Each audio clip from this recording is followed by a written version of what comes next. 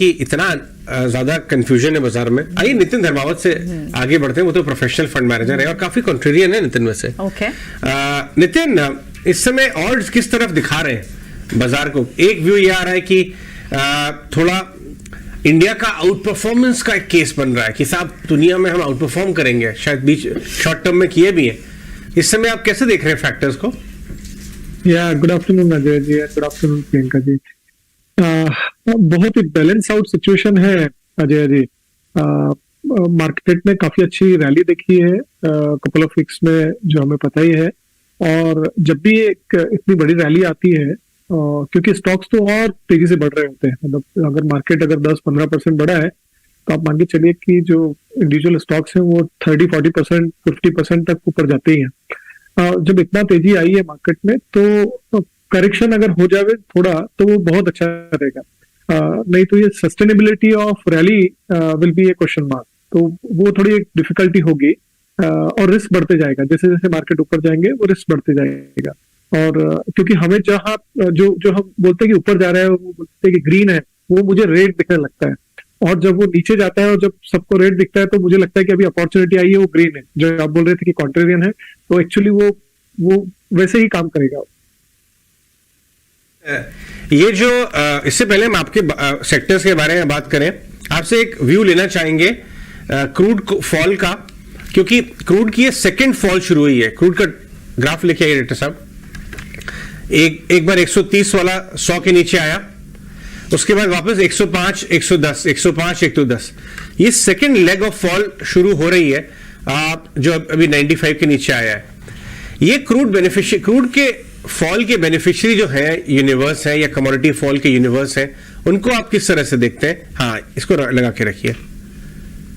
हाँ, ये तो बहुत ही अच्छी न्यूज है हमारे लिए। इससे बढ़िया कोई न्यूज ही नहीं हो सकती है, क्योंकि ये की रॉ मटेरियल हो जाता है काफी सारी इंडस्ट्रीज के लिए। ये है स्टील है, एग्रो प्रोडक्ट्स है, ये जहां जहां पे हमें कमजोरी दिख रही है उसका बड़ा फायदा होने वाला है हमारी इंडस्ट्रीज को। तो क्रूड का तो बेनिफिशियरी पूरी इकोनॉमी बनने वाली है और बहुत सारी कंपनीज बनने वाली है, चाहे वो कैपिटल गुड्स की हो या डायरेक्टली इनडायरेक्टली आपका पावर सेक्टर है, टेलीकॉम है, ये या सीमेंट है। ये बहुत सारी इंडस्ट्रीज है जहां पे इसका बेनिफिट होगा, इकोनॉमी में बेनिफिट होगा अगर क्रूड की प्राइस नीचे आए।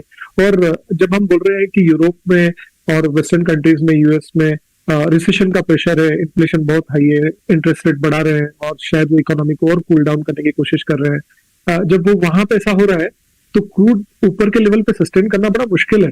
वो तो आना ही है नीचे, और वो अगर नीचे आएगा तो बहुत बेनिफिट करेगा हमारी जैसी इकोनॉमी को, जो एक बहुत ही स्वीट स्पॉट में है इस वक्त। मतलब हमारी इकोनॉमी में हम इन्फ्लेशन जो 8-9% से जो यूएस घबरा रहा है, वो तो हम सालों से देखते आ रहे हैं।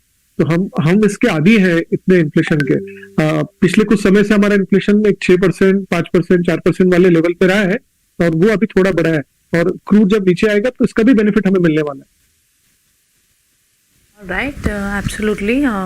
इस बीच नितिन, ये तो एक व्यू रहा क्रूड पर, आप बता भी रहे हैं हमें, लेकिन अब इस बीच में क्योंकि कई सारी थीम्स हैं जिस पर बड़े बड़े मार्केट एक्सपर्ट्स भी बुलिश हैं।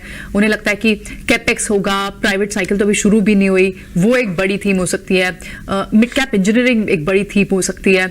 आप ऐसी कौन सी बिग थीम्स को इस वक्त स्टडी कर रहे हैं? तो कैपिटल गुड्स डेफिनेटली एक बहुत ही इम्पोर्टेंट थीम है। एक ऐसा सेक्टर है जहां पे हमारी लार्जेस्ट नंबर ऑफ स्टॉक्स है रिकमेंडेशंस में इस वक्त। उसके अलावा एजुकेशन एक और ऐसा सेक्टर है जिसमें हमने रिसेंटली एक्सपोजर लिया है, एजुकेशन स्पेशली बुक पब्लिशिंग वाला सेक्टर। और उसमें बहुत सारी कंपनियां नहीं है, 2 ही कंपनी है, उनमें से हमने एक रिकमेंड की भी है। बेसिकली वो बेनिफिशियरी है न्यू एजुकेशन पॉलिसी और नेशनल करिकुलम फ्रेमवर्क का। एनसीएफ जो चेंज हो रहा है 2007, 2005, 2007 के बाद पहली बार 15-17 साल बाद ये चेंज हो रहा है और एक बड़ा चेंज है। तो वो एक सेक्टर है जो बेनिफिशियरी है। उसके अलावा जब ये इंटरेस्ट रेट बढ़ते हैं तो फाइनेंशियल सेक्टर बहुत अच्छा करते हैं। तो both private as well as public sector banks पे हम बुलिश हैं। सिंस कमोडिटी प्राइसेस कम हुए हैं, काफी सेक्टर्स बेनिफिशियरी है। तो एक पाम ऑयल के प्राइसेस काफी कम हुए हैं, तो फूड प्रोसेसिंग कंपनीज जो है वो भी बहुत इंटरेस्टिंग प्ले है, उनको देखना चाहिए। डिफेंस एक सेक्टर है जहां पे हमें लगता है कि काफी अपॉर्चुनिटीज हैं। तो ये कुछ सेक्टर्स हैं जहां पे हम काफी कंफर्टेबल हैं। अब आगे बढ़ते हैं और आपको कुछ ahead of the curve ideas discuss करते हैं। और यहां आपको 18 ऑफ स्वदेश पे हमारी कोशिश ये रहती है ऐसे थीम्स की तरफ आपका ध्यान आकर्षित करें जहां पे रेट ऑफ चेंज आगे चल के स्टॉक्स में भी और उनके फंडामेंटल में भी होने वाला है, क्योंकि यूजुअली हम लोग कई बार इन्वेस्टिंग में उन बातों पे ज्यादा फोकस कर जाते हैं जो हो चुका है। और ऐसा ही एक थीम है एजुकेशन थीम। नितिन इसके ऊपर बुलिश है काफी। मैं आपको चुनिंदा एजुकेशन के स्टॉक्स का चार्ट दिखाता हूं 6 महीने का, आप समझ जाएंगे कि कहां वहां पे क्या हो रहा है। एस चांद के चार्ट को लेके आइए। 6 महीने में 70% का रिटर्न आपको नवनीत एजुकेशन में मिल चुका है।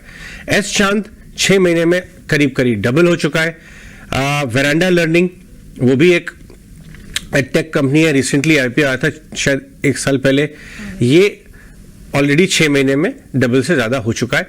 और इसमें बहुत सारी ट्रिगर्स ऐसी आ रही हैं कि ये लग रहा है कि एजुकेशन स्पेस में ज्यादा रिप्रेजेंटेशन है नहीं और कुछ आमूलचूल परिवर्तन, कुछ बड़े ट्रांसफॉर्मेशनल रिफॉर्म्स हो रहे हैं। नितिन ने इस एरिया में काम किया हुआ है। नितिन, आप किस तरह से बेट करेंगे और क्या ये बड़ा सस्टेनेबल थीम दिख रहा है? अजय जी, अगर NCF आया, before I talk about it, let me have disclaimer, though I am not naming any stocks. We have exposures in our personal accounts as well as we have recommended to clients. So be sensitive about this. ये एक बहुत बड़ा change है। NCF एक बहुत ही major change government लेके आ रही है और मोस्ट लाइकली ये साल अक्टूबर या दिसंबर के पीरियड में ये आ जाना चाहिए।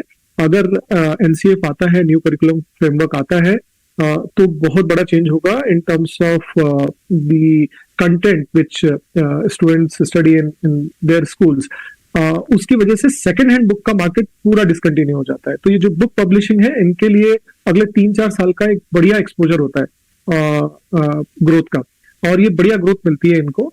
साथ ही कंसोलिडेशन भी दिख रहा है ये इंडस्ट्री में, क्योंकि पेपर के प्राइसेस काफी बड़े हैं और उसकी वजह से जो छोटे प्लेयर्स है, पब्लिशिंग कंपनीज है, जो हमारा स्कटल बर्ड बोल रहा है मार्केट में, वो थोड़ा दबाव में है और उनको पेपर्स मिल नहीं रहे हैं। जो पहले क्रेडिट पे मिल जाता था, अभी एडवांस लगता है उसके लिए।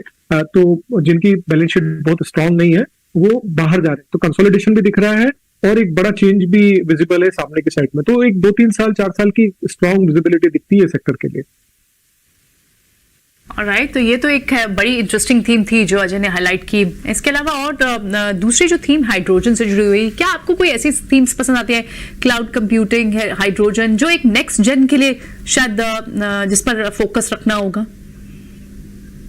प्रियंका जी, इंटरेस्टिंग थीम है, बट बहुत ज्यादा स्टॉक्स नहीं है हमारे यहाँ पे उस थीम को प्ले आउट करने के लिए, एक। और दूसरा ये कि जब ये स्टोरीज होती हैं और जब तक वो स्टेबल ना हो तब तक बड़ा डिफिकल्ट है अपना रियल हार्ड अर्न मनी वहां पे लगाने के लिए, क्योंकि हमें चाहिए cash flow, strong cash flows और विजिबिलिटीज। विजिबिलिटी वहां पर है बट कैश फ्लो शायद अभी नहीं है, और विजिबिलिटी भी क्योंकि इतना बड़ा डिस्ट्रप्शन होता है और इतने ज्यादा चेंजेस होते हैं, वो टेक्नोलॉजी जब तक स्टेबल होगी तब जाके उसका कैश फ्लो बनना शुरू होगा। लेकिन अगर स्टेबल होने के पहले वहां पे बहुत सारा डिस्ट्रप्शन हो रहा है, मल्टीपल कंपनीज आ रही है, तो बड़ा कंफ्यूजन होता है। तो बहुत डिफिकल्ट है वहां से विनिंग कंपनीज को निकालने के लिए। नितिन, पेपर स्टॉक्स में अभी भी आप बुलिश हैं? पेपर में अभी भी लग रहा है जूस बाकी है? बिल्कुल, पेपर स्टॉक्स पे हम अभी भी बुलिश हैं। हमारे 3-4 रिकमेंडेशंस हैं वो सेक्टर से, और हमें लगता है कि अभी पूरा प्ले आउट नहीं हुआ है। कुछ एक कंपनीज हैं जहां पे वैल्यूएशंस थोड़े बड़े हैं, तो हम वहां से एग्जिट लेके कहीं और की तरफ में हैं। लेकिन ओवरऑल अगर पेपर सेक्टर को देखेंगे तो we are still quite bullish on paper sector. Demand बहुत अच्छी है, काफी सारी टेलविंड्स हैं वो सेक्टर में, और इंडिया के बाहर की कंट्रीज में, स्पेशली यूरोप में जो कॉस्ट बढ़ी है और काफी सारे पेपर कंपनियों पे दबाव है, उसका भी हमको बेनिफिट है। की बात कर ले टाटा मोटर्स के ऑटो सेल्स इस समय आपके स्क्रीन पे चल रहे हैं। आपने ऑटो नंबर्स देखे क्या अगस्त के? किसी के ऊपर आपकी खास नजर? और आप ऑटो कैसे खेल रहे हैं? ऑटो एंसिलरी के थ्रू या डायरेक्ट ऑटोज? हम अभी तो ऑटो एंसिलरीज के थ्रू ही खेल रहे हैं, और जहां पे हमें वैल्यूएशंस का थोड़ा कंफर्ट है वहां पे हम खेल रहे हैं। बट ये ऑटो की सेक्टर जो है काफी इंटरेस्टिंग है। यहाँ पे भी ग्रोथ बढ़ते हुए दिख रही है और काफी समय बाद ये ग्रोथ आ रही है, तो अच्छा सेक्टर है। ठीक है, एब्सोल्युटली। चलिए, तो ये सारे थीम्स तो हैं, ये सारे सेक्टर्स पे बात करें, लेकिन क्या आपको कहाँ और वैल्यू दिखती है नितिन? जैसे हम कुछ स्टॉक्स देखते हैं, फॉर एग्जांपल पाइप स्टॉक्स में हमने देखा कि पीछे एक अच्छा रुझान बना हुआ था, फंड हाउसेस में भी, वहां पे भी बहुत एक्शन था। इनफैक्ट कई सारे कोर बिजनेसेस जिन स्टॉक्स के, जिन कंपनीज के कोर बिजनेस है वो तो चल रहे थे, लेकिन पाइप एज अ कंपोनेंट जिन स्टॉक्स के बिजनेस है वो भी अच्छी मूव दिखा रहे थे। इस स्पेस पर आपका क्या व्यू है? बहुत ट्रैक नहीं करता हूं मैं इस सेक्टर को, तो may not be in a position to comment. Right. एक आखिरी सवाल नितिन, आपने एक इन्वेस्टर्स को आप एक सलाह देते हैं और एक नसीहत देते हैं कि एक स्ट्रेटेजिक कैश जो है अपने पोर्टफोलियो में हमेशा एक जरूर बना के कोने में रखना चाहिए, छोटा सा, जैसे अंग्रेजी में कहते हैं स्क्विरलिंग अवे। ये कैश तभी निकल के आए इंश्योरेंस की तरह जब कोई बहुत बड़ी क्राइसिस आए बाजार में और इतने बढ़िया दाम हो जाए और आप फुली इन्वेस्टेड हैं, तो अब एडिशनल पैसा कहां से लाएंगे? ऐसे में यूज इसकी एक इंपॉर्टेंस जरा बता के जाएं। बिल्कुल बिल्कुल, बड़ा अच्छा इंटरेस्टिंग क्वेश्चन किया आपने अजय जी। तो एक्चुअली एनिमल से हम बहुत कुछ सीखते हैं। तो हमारे यहाँ बुल्स और बियर्स ऑलरेडी है मार्केट में, हम हमेशा बात करते हैं। एक और जो है वो स्क्विरल, गिलहरी। तो गिलहरी की क्या आदत होती है कि वो जब समर का सीजन होता है वो फूड इकट्ठा करती है और वो छुपाती जाती है विंटर के लिए। और जब विंटर में जब फूड अवेलेबल नहीं होता है तो वो छुपी हुई जगह से उसको निकालती है। तो जब मार्केट बहुत हॉट है, गर्म है, समर का सीजन चल रहा है और रोज पैसा बन रहा है, तो थोड़ा थोड़ा निकालते जाइए पैसा वहां से और उसको स्क्विरल कैश में रखिए, जिसको आपका दिमाग भी ढूंढ ना पाए। और जब मार्केट गिरे, ठंडा हो जाए, उस पैसे को थोड़ा निकालिए और उसको इन्वेस्ट कीजिए। इस तरह से आपका थोड़ा बैलेंस आउट भी होगा और आपकी रिस्क थोड़ी कम हो जाएगी। एब्सोल्युटली, बिल्कुल। बहुत बहुत शुक्रिया आप नितिन, आज हमें समय देने के लिए और ये सारे सवालों के जवाब देने के लिए बहुत बहुत शुक्रिया आपका। चले, बाजार पर जब हम व्यू ले रहे हैं तो नितिन का हमने व्यू लिया। इसी बीच